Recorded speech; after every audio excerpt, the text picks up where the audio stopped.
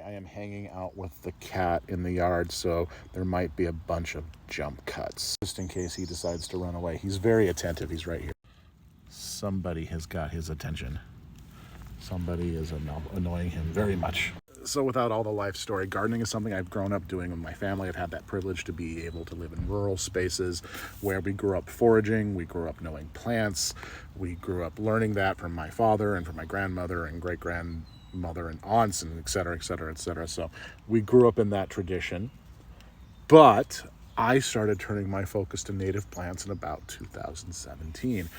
Before that, I had some property I was renting that people let me put plants on.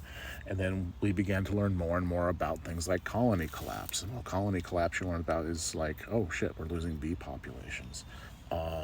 But not just like Apis mellifera, the European honeybee, but like native bees, like this bombus, this bumblebee here. We're losing things like that. In fact, this is my canary in the coal mine. This is how I know when I turn 85 and someone comes up to me at 85 and they're like, oh, why do you have a bee tattoo on your arm? I'll be like, yes, we won. They know what this is. They know it's a bumblebee. Yes. But if they're like, why is that, tattoo there? What is that? What kind of animal is that? Fuck, we're fucked. So that's why I got that.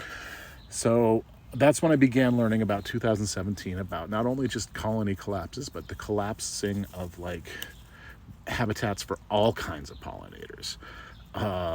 Ants, moths, birds play a role in pollination, bats, so many animals play a part in it. So the best thing I learned to do in my research was plant native plants that were native for those animals here. So that is what we are striving towards.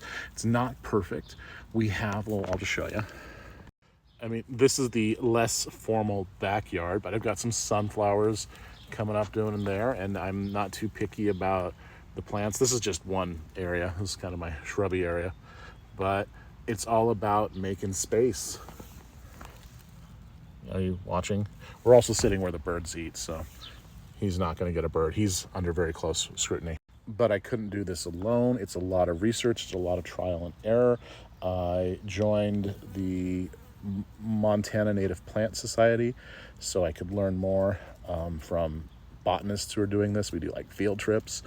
I've joined up with the Montana Audubon, which is a national organization. So if your area has like native plant societies or Audubon centers, those are really great places to start those conversations. Also, your local extension offices of your universities should have access to tell you about what plants are native to your area, how to do different styles of gardening that don't necessarily require there's bees all over everything right now that don't necessarily require herbicides or pesticides. You can learn different tricks and strategies like that. So that's where I got started. So thank you for the question, and I hope you have a wonderful day. There was a wasp.